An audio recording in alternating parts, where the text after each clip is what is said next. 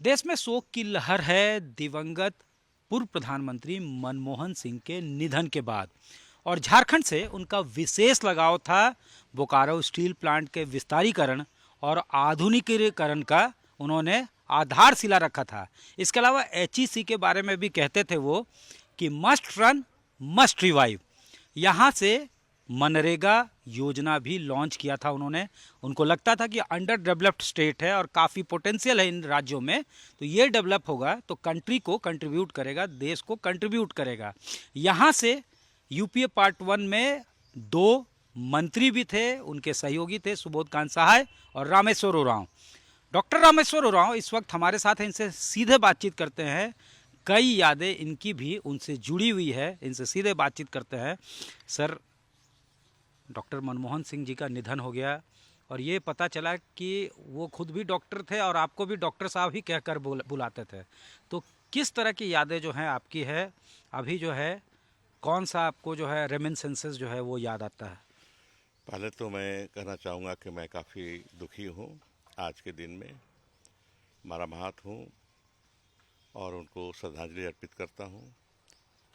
सबसे पहली मुलाकात 20 मिनट 25 मिनट तक उनसे हुई जब वो राज्यसभा में थे, राज्यसभा के नेता थे।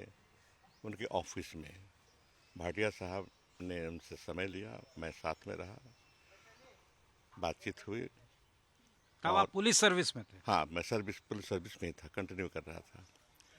बातचीत हुई, बातचीत के क्रम में मैंने कहा कि सर, आप मुझे पढ़ाए हैं, आप मेरे गुरु हैं, मैं आपका शिष्य हूँ। तो बोला कैसे? तो बोला कि सर, मैं इंडियन इकोनॉमिक सर्विस में था, Indian institute of economic growth में मेरी ट्रेनिंग हो रही थी, तो आप 2 क्लास लिए थे जा कर के वहाँ। तो खड़े हो गए, मैं भी खड़ा हो गया।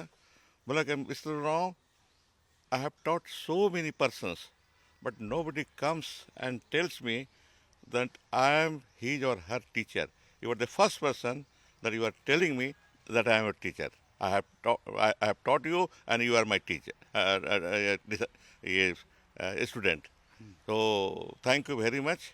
बहुत धन्यवाद दिया, खड़ा होकर हाथ मिलाया देर तक। मतलब उनको काफ़ी अच्छा लगा काफ़ी अच्छा लगा उनको, जब आपने याद दिलाया। हाँ, याद दिलाया। हाँ। इसके बाद मैं एमपी बन गया, उसके बाद चुनाव लड़ करके एमपी बना और फिर एमओएस बनाया गया कैबिनेट में। वो प्रधानमंत्री हमारे थे, ज़्यादा ज़्यादा मुलाकातें होती थी, लेकिन सबसे नज़दीक उनके आने का मौका मिला जब देश में डिलिमिटेशन कमीशन का रिपोर्ट पार्लियामेंट में रखा गया और लागू करने की बात आ गई पूरे देश में। डिलिमिटेशन कमीशन के रिपोर्ट के अनुसार झारखंड विधानसभा के 6 सीट घट रहे थे आदिवासियों के, जो अभी रिजर्व है 28 सीट, हाँ, उसमें से 6 घट 28 में से 6 घट रहे थे, 22 ही रह जाता था। और फिर लोकसभा 5 थे, उसमें से एक घट रहे थे। तो हम गए लेकर के, डेलीगेशन लेकर के उनके पास। चमरा लिंडा भी उस समय थे मेरे साथ। तो उनको कहा, हमने कन्विंस किया, बोले कि मैं कन्विंस हूँ आप लोगों के आर्गूमेंट से, नहीं घटना चाहिए आप लोगों का, उसमें पॉलिटिकल राइट्स है वो कम हो जाएगा आप लोगों का। लेकिन आप मैडम सोनिया जी से मिलिए और प्रणब मुखर्जी साहब से मिलिए, वहाँ अपनी बात रखिए, मैं भी उन लोगों से बात करूँगा। और देखिए कि महीना भर के अंदर वो जो डिलिमिटेशन कमीशन का जो रिपोर्ट था, अनुशंसा थी, उसको रोक दिया गया झारखंड के मामले में। और अभी भी यहाँ 28 सीट ही रिजर्व है। हाँ, लोकसभा के लिए 5 हाँ, और विधानसभा के लिए 28 सीट अभी भी कंटिन्यू कर रहा है। तो ये उनको, हम आदिवासियों को उनके प्रति ओब्लिगेशन मानना चाहिए। हम ओब्लाइज हैं उनका कि उन्होंने पहल करके आदिवासियों की सीट जो घट रही थी उसको रोका। हमसे बात करने के लिए बहुत धन्यवाद। बहुत धन्यवाद आपको। रामेश्वर उरांव साहब मिनिस्टर ऑफ स्टेट भी रहे उस वक्त जब प्रधानमंत्री थे मनमोहन सिंह, और पूरे आदिवासी समाज का कहना है और ये कहते हैं कि सब जो है ऑबलाइज फील कर रहा होगा आज, क्योंकि उस वक्त जब डिलिमिटेशन कमेटी की रिपोर्ट आई थी तो जो 28 सीट अभी एसटी रिजर्व्ड है यहाँ 81 सीटों में झारखंड विधानसभा में, और पार्लियामेंट में जो 5 सीटें रिजर्व है, उसमें से पार्लियामेंट के सीटों में से 1 सीट घट रहा था, जबकि इन 28 सीटों में से 6 सीट घट जाते, यानी 22 सीट ही रिजर्व रहते। लेकिन उनके पहल पे और वो रिपोर्ट जो है उस पर रोक लगाई गई।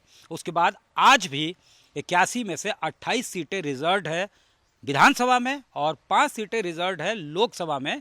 इसको लेकर कहीं ना कहीं पूरा समाज जो है वो ऑबलाइज्ड फील करता है, ये इनका साफ तौर से कहना है।